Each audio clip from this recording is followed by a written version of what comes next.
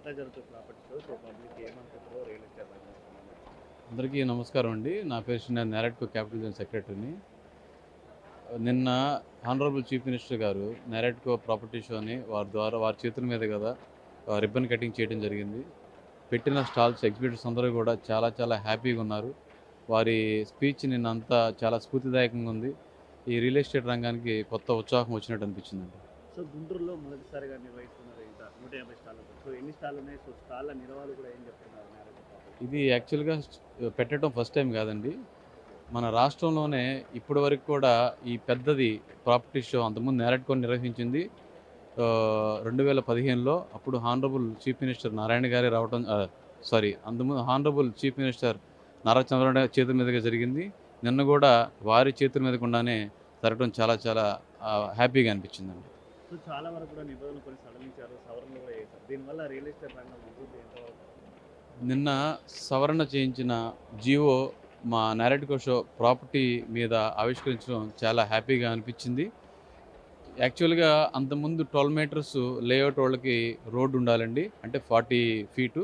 దాన్ని 9 మీటర్లకి కుదించి 30 అడుగుల వెడల్పుకి తీసుకొచ్చారు. దానివల్ల కూడా 95% ఆథరైజ్డ్ లేఅవుట్ వేయకుండా ఉండడానికి చాలా ఉపయోగం ఉంటుంది.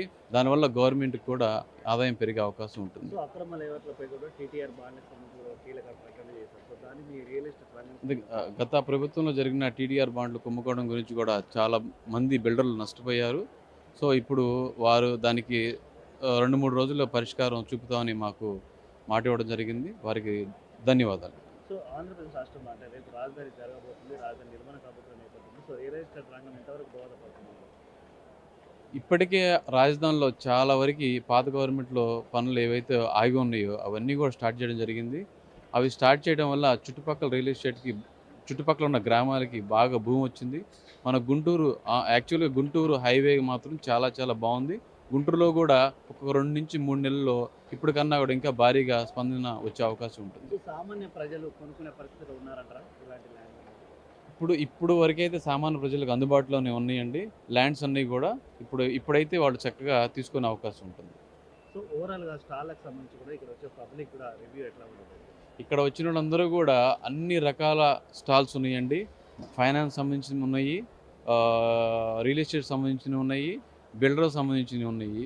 వాళ్ళు అన్ని ఏది కావాలన్నా కూడా ఒకే వేదిక మీద, ఇక్కడ ఒకే ప్లాట్ఫామ్ మీద ఏ ఏరియా కావాలో ఆ ఏరియా చూస్ చేసుకునే అవకాశం వాళ్ళకు ఉందండి. సో ఒక రియల్టర్ కానీ ఒక కాంప్లెక్స్ కట్టాలంటే కూడా మాకు దాదాపు 5-10 ఫ్లోర్ల వరకు ఫ్లోర్లు వేసే అవకాశం ఉంది. కానీ అది ఇప్పటి వరకు ఉన్న దీన్ని 5 అంతస్తులకే కుదించడం వల్ల కూడా యాక్చువల్గా అంతకుముందు హైట్ ఆఫ్ ది బిల్డింగ్ 5 ఫ్లోర్స్కి మాకు 18 మీటర్లు ఎత్తు ఇచ్చేవాళ్ళండి. దాన్ని 22 మీటర్లకి పెంచారు. దానివల్ల మాకేంటంటే ఇంకా ఆకర్షణీయంగా అందంగా కన్స్ట్రక్షన్ చేసుకోవచ్చు. మాకు ఒక్కొక్క ఫ్లోరు 12 అడుగుల ఎత్తు వరకు మాకు ఉంటుంది. సో ఈ ప్రాపర్టీ షో ద్వారా అంటే కొత్తగా వచ్చే రియల్టర్లకు ఏం చెప్పబోతారు? ఇలాంటి ప్రాపర్టీ షో రావడం వల్ల ఎవరైతే ఇంకా ఎంటర్‌ప్రెన్యూర్స్ ఉన్నారో వాళ్ళు చూసి ఇన్స్పైర్ అయ్యి ఇంకా చాలామంది వచ్చే అవకాశం ఉంటుంది. వాళ్ళకు కూడా కొత్త ఉత్సాహంగా ఉంటుందండి చూసి.